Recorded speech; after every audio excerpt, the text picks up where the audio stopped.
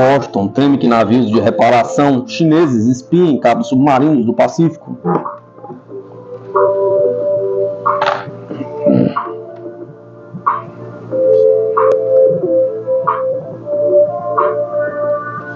Responsáveis dos Estados Unidos estão advertindo empresas de telecomunicações do país contra supostas tentativas de manipulação de sua infraestrutura por embarcações da China. Os Estados Unidos temem que os cabos submarinos de fibra óptica sejam vulneráveis à espionagem por navios de reparo chineses, escreveu no domingo 19 de 5 de 2024 o jornal norte-americano The Wall Street Journal. Responsáveis americanos estão transmitindo, em particular, um aviso em comum para as empresas de telecomunicações. Os cabos submarinos que transportam o tráfego da internet pelo Pacífico podem estar vulneráveis à manipulação por navios de reparação chineses, diz a mídia. Conforme o texto, grandes corporações norte-americanas como o Google e a Meta, cujas atividades são proibidas na Rússia por serem consideradas extremistas, possuem um grande número de cabos, mas dependem de empresas de construção e reparação, algumas das quais têm proprietários estrangeiros. As autoridades norte-americanas temem que essa situação possa comprometer a segurança de dados comerciais e militares. De acordo com funcionários do Departamento de Estado da empresa chinesa SB Submarine Systems, que conserta cabos internacionais, supostamente esconde a localização de suas embarcações do rastreamento por rádio e satélite. As embarcações Full-Tai Bold Maverick, enquanto operavam nas costas de Taiwan, Indonésia e outras áreas da Ásia, supostamente desapareceriam de tempos em tempos dos gráficos do serviço de rastreamento de navios, às vezes por dias seguidos, o que não tem explicação razoável, segundo o Wall Street Journal. A China negou repetidamente as alegações de espionagem, pedindo o fim da disseminação de informações falsas.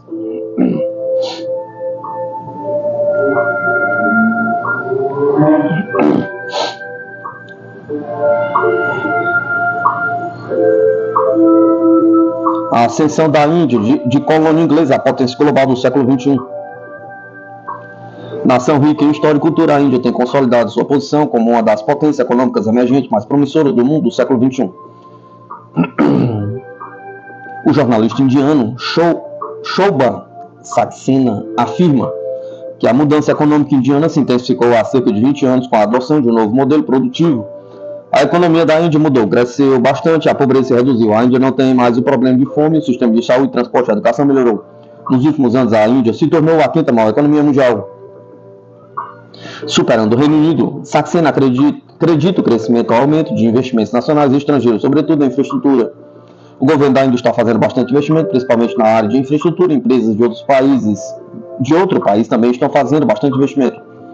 O país tem avançado significativamente no setor de tecnologia, com Bengaluru se destacando como o Vale do Silício indiano na visão do analista. Empresas indianas de tecnologia, farmacêuticas e de petróleo têm ganhado presença global, inclusive no Brasil. Saxena afirma que a iniciativa Make in India tem atraído empresas estrangeiras para estabelecer suas fábricas no país, aproveitando os custos competitivos da mão de obra e recursos. Segundo o jornalista, um dos maiores triunfos da Índia é a sua população jovem. Mais de 75% da população da Índia tem idade entre 15 e 35 anos. Diz, destacando que tal parcela proporciona uma força de trabalho valiosa e um mercado consumidor crescente. Como é a economia da Índia atualmente, pergunta o pesquisador em ciência política da Universidade de Louvain, João Paulo Nicolini, afirma que a economia indiana tem se beneficiado da população jovem, mas também de uma forte indústria de serviços. Nicolini explicou que o mercado principal do norte global busca serviços promovidos pelos indianos, contribuindo para o crescimento econômico robusto. No entanto, ele também alertou sobre a informalidade do mercado de trabalho indiano, com dados da Organização Internacional do Trabalho, indicando que aproximadamente 80% da população jovem não consegue entrar no mercado formal. O pouso de uma sonda indiana na Lua, no entanto, é destacado por Nicolini como um marco significativo, evidenciando que o desenvolvimento científico da Índia é um ponto forte do país, colocando em posição de destaque no sul global que tange a área da ciência e tecnologia. Qual a importância de Bollywood? Pergunta. O termo Bollywood é uma junção das palavras Bombay, antigo nome da maior cidade indiana, Mumbai, e Hollywood, distrito americano que concentra a produção de filmes dos Estados Unidos. Mumbai é responsável pela realização dos filmes indianos de grande orçamento e é o maior centro de produção cinematográfica do planeta. Segundo Saxena, a Índia está expandindo sua influência cultural globalmente através do soft power. O governo da Índia tem uma organização que se chama Conselho de Cultura Internacional para compartilhar e espalhar a cultura indiana. De acordo com ele, isso se reflete na proliferação de centros culturais indianos ao redor do mundo, em aulas de yoga e meditação e no sucesso internacional de Bollywood, por exemplo. Em que ano a Índia deixou de ser colônia da Inglaterra? Pergunta. Em 1947, a Índia deixava de ser uma colônia da Inglaterra após séculos de dominação do país europeu. Os primeiros em território indiano foram os portugueses no início do século XVI, mas navios britânicos chegaram em 1612 e iniciaram o processo de colonização. Após esse período, o país deu início a um processo de mudança de uma economia colonial para uma nação que visava ao seu desenvolvimento. O pesquisador João Paulo Nicolini enfatiza que, para os indianos, a visão de sua nação como uma grande potência não é novidade. A elite do país, independentemente do partido, entende que a Índia sempre foi uma grande potência subjugada durante o período de colonização britânica, explicou. Segundo ele, a colonização extraiu e complicou o desenvolvimento econômico indiano, mas também fomentou um sentimento de unificação em torno da independência. A transição para uma grande potência moderna, segundo Nicolini, está fortemente ligada ao desenvolvimento científico e tecnológico. A Índia atingiu essa capacidade de ciência e tecnologia muito desenvolvida, superando bloqueios das grandes potências, principalmente na área nuclear. O avanço permitiu que o país asiático alcançasse um status similar ao das grandes potências do norte global em alguns tipos de tecnologia. Quem governa a Índia hoje? Pergunta. O primeiro-ministro da Índia, Narendra Modi, ocupa o cargo desde 2014. Neste ano, ele espera obter o terceiro mandato como chefe de governo do país. A eleição começou em 19 de abril e será concluída em 1º de junho, com a contagem dos votos lançados em urna eletrônica prevista para 4 de junho. No país mais populoso do mundo, o primeiro-ministro é apontado pelo partido que conquista a maioria das cadeiras do Lok Sabha, a Câmara Baixa do Parlamento. Em 2022, parlamentares também escolheram a presidente da Índia, Draupadi Murmu. Ela atua como comandante suprema das Forças Armadas e possui poderes fundamentais em crises políticas, como quando a eleição é inconclusiva. No entanto, o primeiro-ministro é quem detém poderes executivos. Questionado sobre o papel do governo de Modi no crescimento econômico da Índia, Nicolini reconhece controvérsias sociais, mas ressalta esforços para a industrialização e a redução da burocracia. Ele tentou aproximar outros países da Índia, ampliando o acesso à tecnologia, reduzindo problemas burocráticos com um imposto único, o IVA indiano, que facilita a negociação entre estados e com outros países. No entanto, ele também observou que a globalização facilitou muito mais o crescimento econômico indiano do que propriamente algumas ações que o governo tomou. Qual a posição da Índia no BRICS? Pergunta.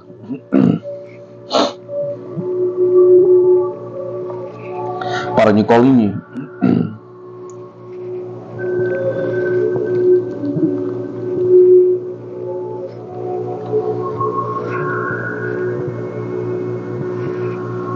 a Índia mantém uma relação complexa e pragmática com outras potências globais, equilibrando suas relações com os Estados Unidos e Rússia. Segundo ele, a postura se deve a uma longa história de apoio soviético e uma estratégia de pragmatismo na maneira de se relacionar com as potências. Ele destaca que os norte-americanos buscam apoio indiano para impedir os chineses de avançar demais na região do Indo-Pacífico, dada a competição geopolítica entre Índia e China. Para Saxena, na área internacional, a Índia tem conseguido equilibrar suas relações com as diversas potências globais. A Índia tem uma relação bem forte e estratégica com os Estados Unidos, mas a Índia não deixou a Rússia. Futuros da Índia. Apesar dos avanços, Saxena afirma que o país enfrenta desafios crônicos como promover educação e emprego de qualidade à população. A Índia até agora tem pobreza, problemas de sistema de saúde, tem problemas porque a Índia é a nação mais populosa do mundo. Para o analista, embora a economia esteja crescendo, a distribuição de riqueza e a melhoria dos serviços básicos, como a de saúde e educação, ainda são pontos que necessitam de atenção contínua. O futuro do país parece promissor, com uma previsão de que o produto interno bruto que chegue a 10 trilhões nos próximos 5 anos. Segundo ele, os povos indianos e todo o mundo é mais otimista com o futuro da Índia. Para Nicolini, a previsão de que a Índia se tornará a terceira maior economia do mundo até 2030 é plausível. Eu até acredito que possa vir a ser mesmo com toda aquela expectativa que a gente já teve com o BRICS, concluiu. Especialista britânico destaca a importante cidade ucraniana que pode ser tomada pela Rússia. Os ucranianos temem que em breve a Rússia comece a assumir o controle da cidade de Zaporozhye. Disse o especialista britânico Alexander Mercurius no seu canal no YouTube. Agora, na Ucrânia está aumentando o temor de que, devido a uma situação muito ruim no fronte para as forças armadas da Ucrânia, os russos avançam para o norte. Em seguida, por volta do outono, o europeu começará a batalha pela cidade de Zaporozhye, observou o analista. De acordo com Mercurius, os grandes povoados que a Ucrânia controla estão começando a esvaziar. As pessoas estão saindo por causa da campanha de mobilização agressiva de Kiev. Segundo ele, enfatizou, cada vez mais ucranianos se recusam a ir para o fronte e morrer em combate. Além disso, o abandono das cidades pela população se deve ao fato de que elas podem se tornar um campo de batalha por causa do rápido avanço das tropas russas, opina o especialista. Nos últimos meses, o exército russo infligiu uma série de derrotas às tropas ucranianas na zona de operação militar especial e libertou povoados importantes como Avdiivka, Marinka e Ocherentino, bem como um grande número de outras vilas em Donbás. O Ministério da Defesa da Rússia informou anteriormente que os militares russos do grupo Sever Norte haviam avançado profundamente na defesa do inimigo e tomado várias localidades na região de Kharkovia.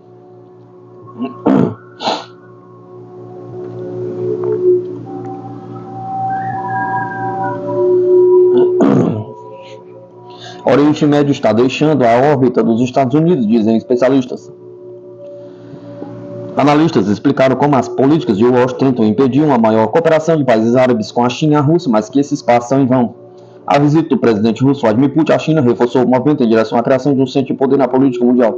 E a capacidade dos Estados Unidos de influenciar o mundo em meio a uma alternativa mais atraente está reduzindo, apontam especialistas. No Conselho de Segurança da ONU, os americanos têm usado o veto ao longo da história contra qualquer coisa que interfira em sua hegemonia no mundo. Eles usaram o veto contra a maioria das resoluções árabes, que em sua maioria sempre foram apoiadas pela Rússia, disse o economista libanês Imad Akouch. Ele disse que os Estados Unidos impedem a cooperação regional com a Rússia e a China, incluindo a implementação da iniciativa chinesa, um cinturão, uma rota que poderia levar ao crescimento econômico para os países árabes e o acesso à energia barata russa. Além disso, Washington alimenta a crise ucraniana que cortou os laços entre a Rússia e a Europa. O cientista político argelino Nabil Kalosh destacou também que a Rússia representa uma importante força militar e geopolítica para os países árabes. As relações russo-árabes estão caminhando para um desenvolvimento sem precedentes que incluirá os setores de energia, tecnologia, defesa e cultura. A abertura da Rússia ao mundo islâmico facilitará a sua aproximação com os países árabes. Esse não é o caso da China. Sua peculiaridade é que, após a aproximação econômica, os cidadãos chineses se estabeleçam no país com o qual cooperam como um grupo fechado separado. Essa ação da China pode causar alguma preocupação entre os árabes, como uma espécie de invasão. A Rússia não faz isso, explica Kalosh. Enquanto isso, o especialista estratégico Mohamed Saed Al-Raz argumentou que os países do BRICS, com seu modelo de integração e desenvolvimento econômico e o princípio de não interferência, destruíram o sistema unipolar americano. Os Estados Unidos estão deliberadamente impedindo a unificação dos países árabes. Os Estados Unidos são os principais parceiros no atual genocídio dos palestinos em Gaza. Eles precisam dessa guerra para realizar seus próprios interesses coloniais, acrescentou o especialista.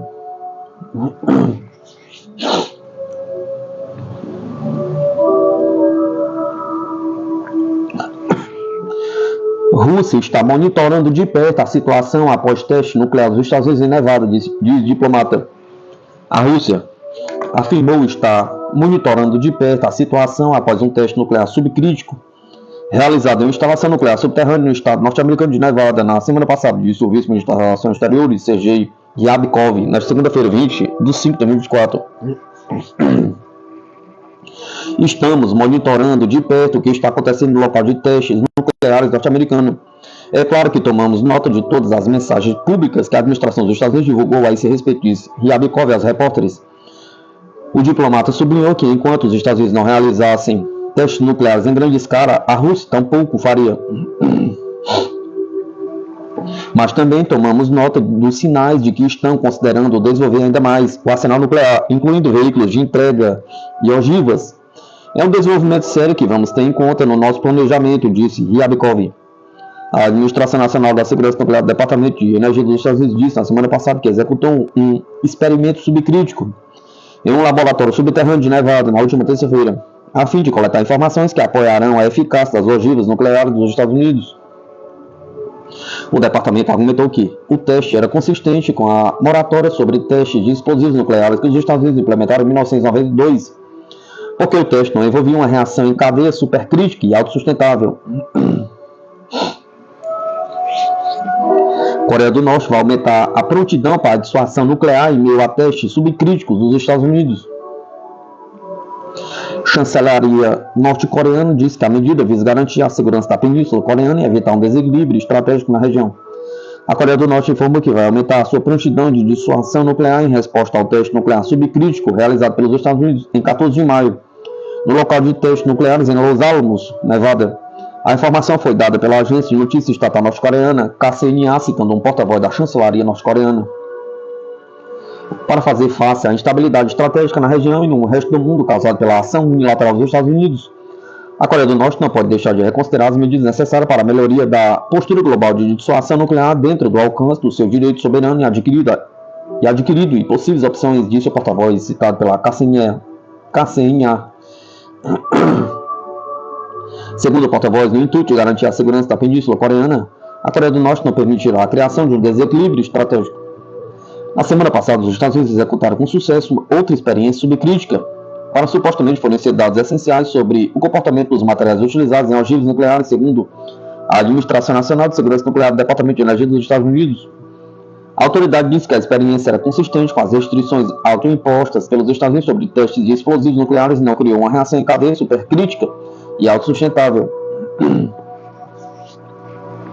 China impõe sanções a 3 empresas dos Estados Unidos por venda de armas a Taiwan. O Ministério do Comércio da China anunciou nesta segunda-feira, 20 de 5 de 2024, que incluiu as empresas estadunidenses General Atomics Aeronautical Systems, General Dynamics Land Systems e Boeing Defense, Space e Security na chamada lista de entidades não confiáveis por sua implicação na venda de armas para Taiwan. As empresas mencionadas tendem a ser proibidas de realizar atividades de importação e exportação relacionadas com a China, informou o comunicado. As subsidiárias da General Atomics, General Dynamics e Boeing Defense também estão proibidas de realizar novas inversões na China. Os altos executivos das empresas não poderão entrar em território chinês e seus vistos atuais de trabalho, permanência ou residência serão cancelados. Por último, o comunicado informa que as empresas receberão uma multa cujo valor será o dobro do valor da importação do contrato de venda de armas para Taiwan. Caso o pagamento não seja feito em até 15 dias seguintes à data do anúncio, as organizações estarão sujeitas a multas adicionais. Em fevereiro, o Departamento de Estado dos Estados Unidos aprovou venda de equipamentos de defesa de comunicações para Taiwan estimados em 75 milhões de dólares, segundo a Agência de Cooperação de Segurança e Defesa do Pentágono. A questão de Taiwan é o principal ponto de tensão nas relações entre a China e os Estados Unidos. Taiwan é governado independentemente da China continental desde 1949. Para Pequim, a ilha é uma de suas províncias, já Taiwan afirma que é um país autônomo, mas não chega a declarar a independência. Em 1992, uma reunião entre as delegações de Pequim e Taipei resultou em um acordo sobre o princípio de uma só China.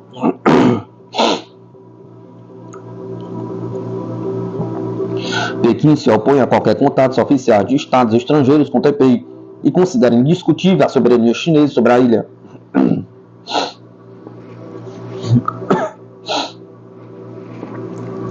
Exército dos Estados Unidos exporta Centro Multinacional de Treinamento de Combate para Filipinas.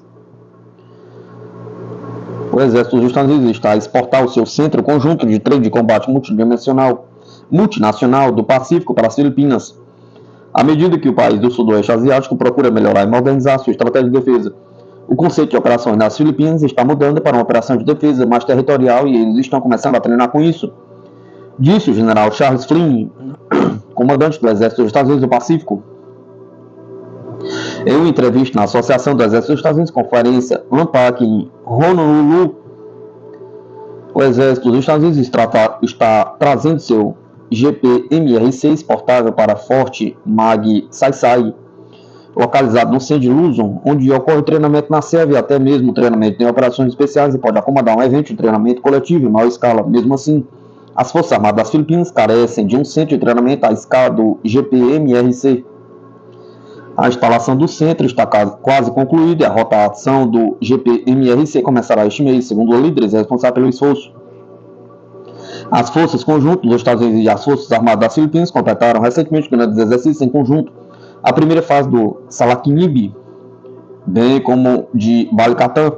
Balikatan foi encerrada em 9 de maio. Uma segunda fase do Salakinibi está começando com o GPMRCX como foco. Durante Balikatan, executamos ataques aéreos de longo alcance na porção norte de Luzon, com nossa equipe de combate da 3ª Brigada em toda a força conjunta, projetando forças nas ilhas do Estreito de Luzon, disse o Major-General Marcus Evans, comandante do Exército dos Estados Unidos da 25ª Divisão de Infantaria, baseado no Havaí. O que isso nos proporcionou foi a oportunidade de trabalhar com a força conjunta, trabalhar com o Exército das Filipinas e a nossa experiência com a 5ª Divisão de Infantaria e a 7ª Divisão de Infantaria ao longo destes últimos 3 meses foi realmente excepcional. Culminaremos isso no final de maio, início de junho, com a rotação do Centro Conjunto de Preparação Multinacional do Pacífico nas Filipinas, que será o primeiro a oeste da linha internacional de data.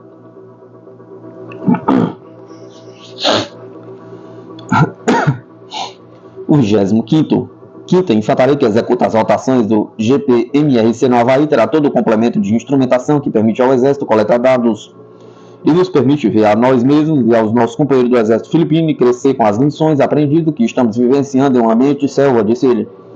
O Exército dos Estados Unidos levou uma versão exportável do JPMRC em menor grau para a Austrália, para Talismã Sabia em 2023, bem como para a Indonésia e para o Super Garund Shield, disse Evans. O que há de diferente neste ano é que usaremos todo o nosso conjunto de capacidade de instrumentação, explicou Evans. Por exemplo, seremos capazes de monitorar nossas forças, bem como as Forças Armadas das Filipinas, enquanto executam operações que simulam ambiente de combate, disse ele. Seremos capazes de avaliar o emprego dos incêndios indiretos, seremos capazes de avaliar a rapidez com que são capazes de tratar suas vítimas, com que rapidez são capazes de movimentar e sustentar a força, qual é o seu consumo de água, qual a sua capacidade de geração de energia e quão eficazes eles são no uso de seu comando de missão. O Exército passou os últimos 45 dias em Fort Magsaysay para preparar o centro para o treinamento de Evans. Eu pessoalmente voei e atravessei o terreno. Fui com nossa brigada de aviação observar diferentes zonas de pouso de helicópteros, observou. Como não há infraestrutura para esse tipo de treinamento nas Filipinas, disse Evans, o Exército está trazendo torres com sensores e outras tecnologias do Havaí, transportando-os para as Filipinas e usando helicópteros para colocá-los no topo de uma montanha para poder emitir sinais e coletar dados de treinamento. É um esforço hercúleo, disse ele. Durante um período de cerca de 2 semanas, os controladores e observadores poderão fornecer análise de pós-ação usando dados em tempo real coletados por meio de instrumentação e tecnologia inseridos em um modelo para ajudar a entender como agir e aprender a se adaptar, de acordo com Evans.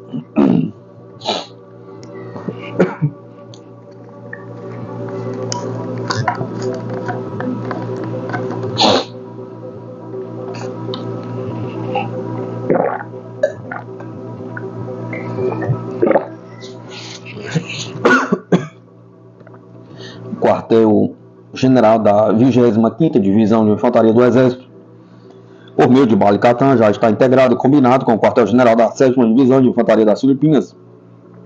Disse o brigadeiro o general Davis disse no acampamento da divisão em Fort Magsaysay no início deste mês. Isso pode servir para introduzir algumas dessas capacidades durante o evento GPMRCX, disse ele. Há uma variedade de conhecimentos que aprendemos com os nossos parceiros filipinos. Primeiro eles entendem o meio ambiente e certamente entendem o terreno humano no país. Eles conduzem muito bem as operações de assuntos civis, integradas nas suas operações como parte do seu planeamento, disse Zin. Eles modificam os planos de carga e viajam com pouca bagagem, são capazes de se mover muito rapidamente, taticamente, no terreno do ambiente. O GPMRCX continuará a participar de exercícios futuros no Pacífico. Acho que há oportunidades em Operation Pathways que podemos esperar no futuro, disse Evans.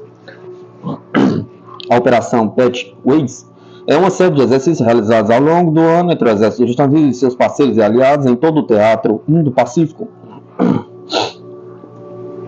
Mas o 25º O batalhão terá sua própria rotação anual do GPMRC, que ocorrerá em Oahu e também em Palau. De acordo com Evans, o exército provavelmente levará o GPMRC à Tailândia para o exercício Cobra Gold no próximo ano e também de volta às Filipinas durante o Balikatan e o Salakmib do próximo ano, disse Flynn. Estamos chegando a um ponto que está sendo tão solicitado que temos que moderar e fazer um agendamento adequado por causa das solicitações para essa capacidade, acrescentou.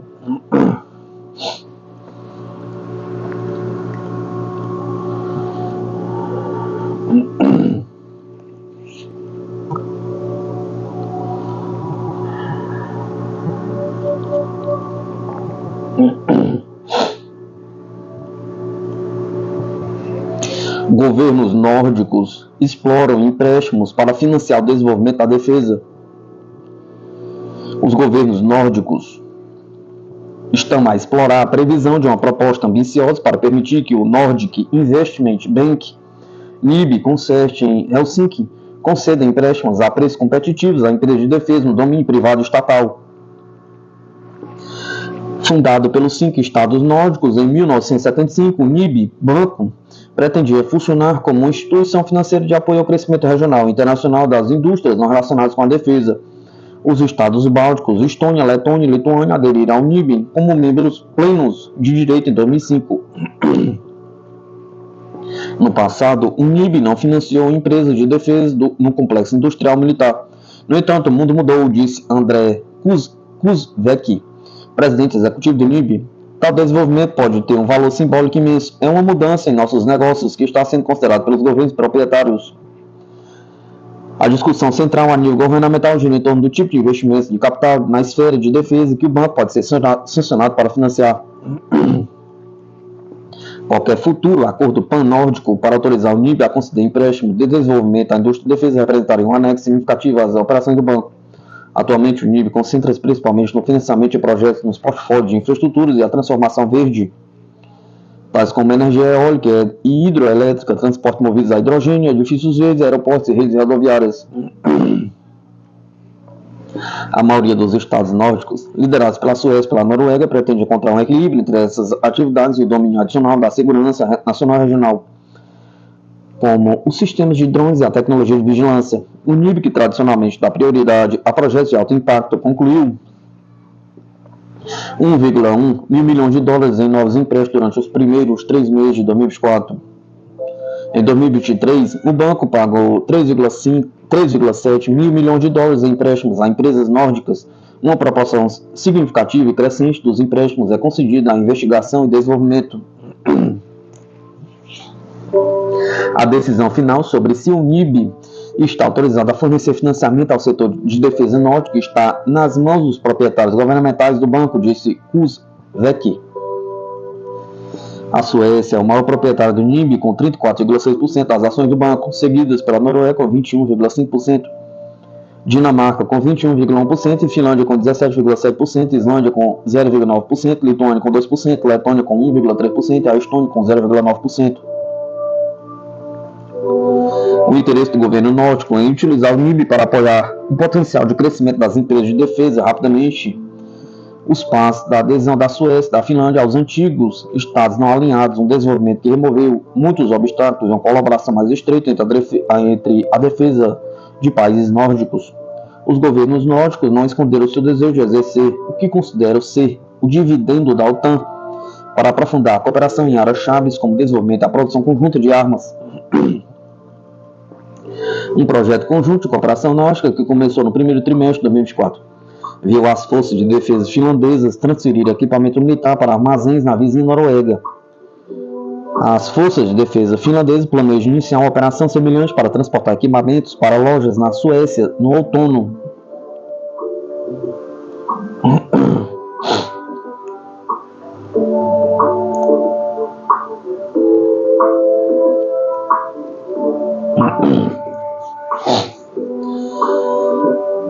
Compra de munição tcheca para a Ucrânia se aproxima da primeira entrega, enfrenta ventos contrários. 3 meses depois de iniciar uma compra de munições a granel para a Ucrânia, as autoridades tchecas partilham avaliações divergentes sobre o andamento da situação. A iniciativa liderada pela República Tcheca para financiar e adquirir urgentemente munições de artilharia para a Ucrânia para progredir de forma constante. As primeiras 180 mil munições foram contratadas e devem chegar até junho, disse Franciszek Suki, o primeiro vice-ministro de Defesa da República Tcheca.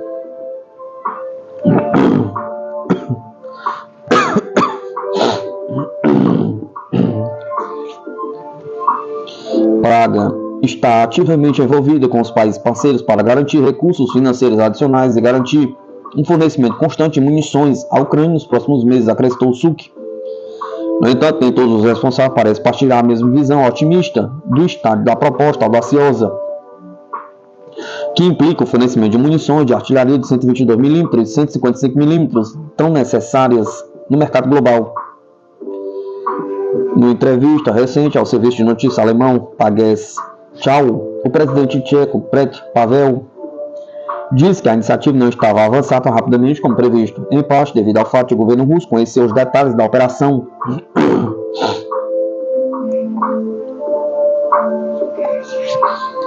Quanto mais as pessoas conhecem a iniciativa, mais concorrência há. Por um lado, foi necessário torná-la pública para ganhar o apoio de outros países.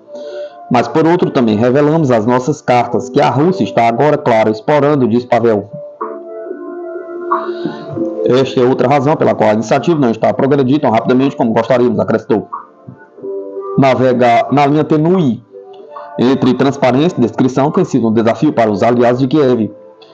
Ao longo da guerra na Ucrânia, alguns têm lutado para conciliar as preocupações de revelar demasiadamente dos seus planos a Moscou com a responsabilização possível.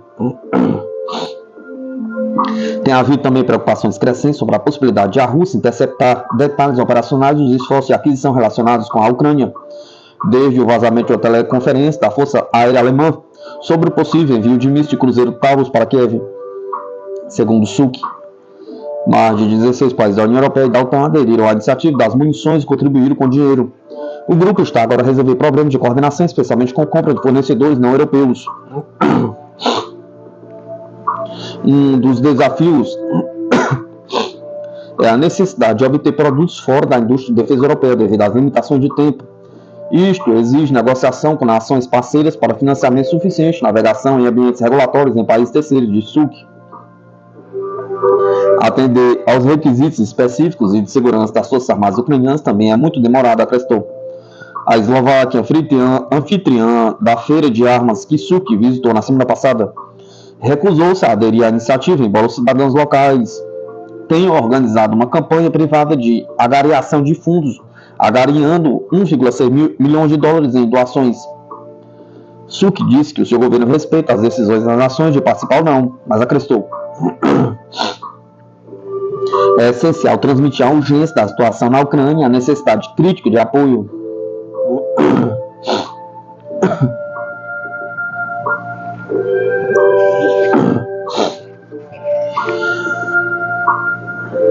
Emirados Árabes Unidos compram navios de patrulha da Edg Group, joint venture da Fincantieri. A Guarda Costeira dos Emirados Árabes Unidos assinou um acordo de 400 milhões de euros para adquirir 10 navios de patrulha offshore de um conglomerado de defesa nacional e de um construtor naval italiano, anunciaram as empresas na segunda-feira. O acordo segue a criação de um joint venture em fevereiro entre Edg Group dos Emirados Árabes Unidos e a italiana Fincantieri. As empresas produzirão os navios de 51 metros de comprimento com versões atualizadas dos navios da classe Saetia, um tipo que a Fincantieri forneceu anteriormente à Guarda Costeira italiana. O Edg Group detém uma participação de 51% no joint venture, batizada de Maestral, mas conta com a experiência da Fincantieri na construção naval. As empresas anunciaram em fevereiro que iriam comercializar navios para países não pertencentes à OTAN. Em apenas 3 meses desde que anunciamos pela primeira vez a criação deste empreendimento único com a Fincantieri, estamos agora anunciando um pedido nacional significativo para estes sofisticados navios a serem construídos aqui, em nossos estaleiros em Abu Dhabi e na Itália, disse Faisal Al-Banai, que preside o conselho de administração do Edg Group. O acordo reflete a política da Fincantieri de colaborar com países estrangeiros na montagem local de navios, mas com base em projetos próprios, a fim de garantir pedidos de exportação. É um acordo que todos ganham, disse Matteo Perego, de Cremanago, ministro junto da Defesa da Itália. A parceria, acrescentou, inclui a transferência do know-how e tecnologia. Quando foi anunciado pela primeira vez em fevereiro, as empresas disseram que a sua joint venture teria como objetivo vender navios a país, aproveitando o histórico dos Emirados Árabes Unidos em acordos entre governos, bem como seus pacotes de financiamento de crédito à exportação. As empresas disseram que também procurariam co-desenvolver submarinos de médio porte. A Fincantieri, controlada pelo Estado, é o principal empreiteiro naval da Itália e também está construindo fragatas FRIM para a Marinha dos Estados Unidos e seu estaleiro americano.